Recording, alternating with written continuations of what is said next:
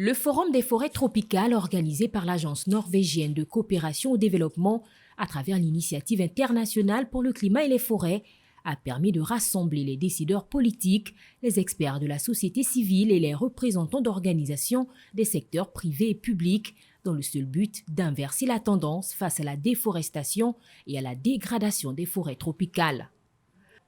2 jours durant, le ministre gabonais des Eaux et Forêts, de la Mer, de l'Environnement, chargé du plan d'affectation des terres, s'est entretenu autour des questions de préservation des forêts tropicales essentielles pour le bien-être de l'humanité.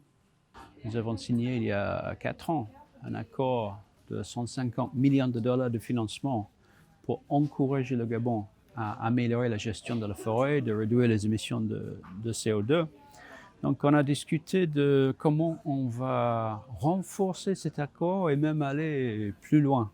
Les forêts tropicales sont de plus en plus reconnues pour le rôle qu'elles jouent. Sans les forêts tropicales du monde, debout, ça ne va pas être possible de gérer les questions de changement climatique. Donc ça devient de plus en plus important de gérer ces forêts, de trouver un moyen de valoriser les forêts vivantes et d'appliquer les solutions basées sur la nature pour lutter contre les changements climatiques.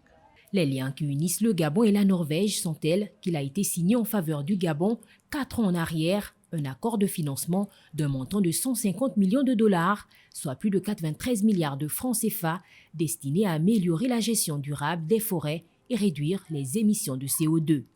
Cette participation du ministère des Eaux et Forêts a également été l'occasion idéale de voir comment le Gabon et la Norvège peuvent renforcer cet accord signé et même aller au-delà.